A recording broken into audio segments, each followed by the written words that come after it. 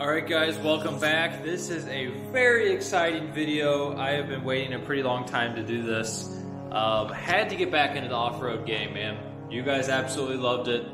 I enjoyed it a lot, and I wanted to get another project going. You know, after having some time, after selling the Humvee, I had some time to gather my thoughts, and yeah, I wanted to start another off-road project. So, I guess, man, without further ado, let me unveil what it is. Check it out. This is my freaking brand new 2021 two-door Wrangler. I mean, oh my gosh. I spent a pretty penny on this thing. It wasn't exactly cheap. I'm just over the moon, man. It's just amazing having like a new project, brand new car to work on. You know, there's no wretched wiring that's been all hacked up by the previous owners, and the paint job isn't disgusting with overspray all over it, and you know, there's not like exhaust leaks and oil, and I am really excited. But let me just kind of show you around to do a little montage.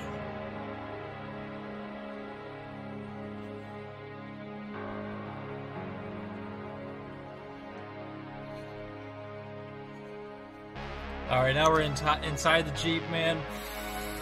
I tell ya, nothing beats that new car smell. I just can't believe it's finally mine. I've never owned a nice project vehicle like this. You know, I've got heated seats, I've got heated steering wheel, I've got, you know, adaptive cruise control. I mean, there's more electronics in this thing than a freaking 747. It's incredible. It feels so nice just to finally have something nice and new to work on. It's really, I'm really over the moon about it, and it's just amazing, and I can't believe it's finally mine, and it's just been a dream of mine to have something like this.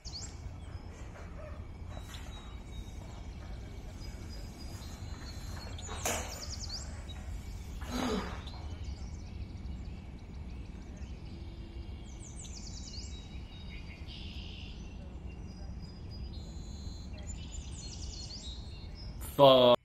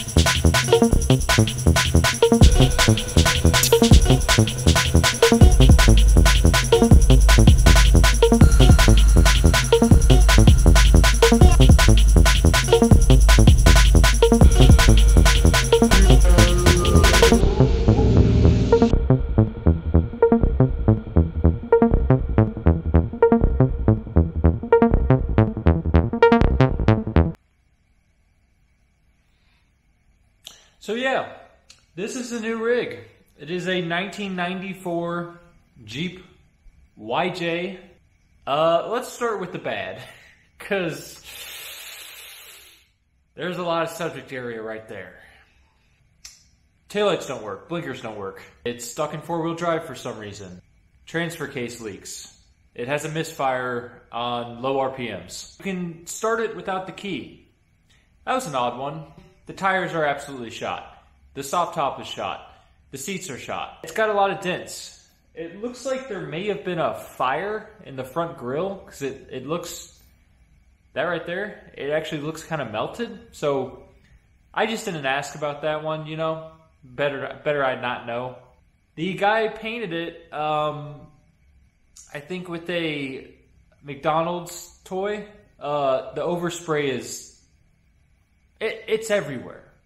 Everything that's not supposed to be orange is orange, and everything that is supposed to be orange is also orange. I think he got the winch in Wuhan, China, because I cannot find the brand anywhere, and I have no idea what it is, but supposedly it's a 12,000 pound winch. It's got a lot of weird electrical doodads going on, stuff that's unplugged and I don't really know why. So that always kind of scares me. The headlights are about as bright as one of those flashlights from the 90s where the battery is dying. Turn signals don't work.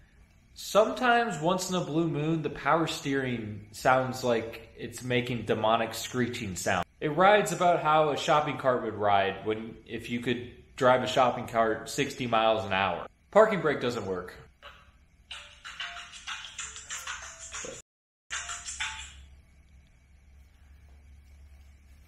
Alright, there's probably a lot more of that, honestly, but that's all I can think of at the moment, and I'm sure that's plenty to go on. The good. Well, the motor seems okay. The drivetrain seems okay. When it was in two-wheel drive, I had no trouble going 80 miles an hour, although it was vibrating like crazy, so I'll have to look into what's up with that. The best part about it is the chassis is really strong. There's like no rust. And probably the number one good thing is I got this thing for, drumroll, $5,700. A running and kind of driving Jeep for $5,700. Pretty dang good deal, even for what it is. Let me take you on a little tour. So yeah, here's a Jeep, quick walk around.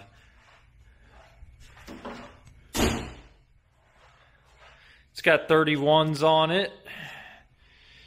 No spare. Nice ripped rear seat. The sound system is out of it, and I'm pretty sure it no longer works. Sorry, we're a little bit more zoomed in than I would like. Here's that grill situation.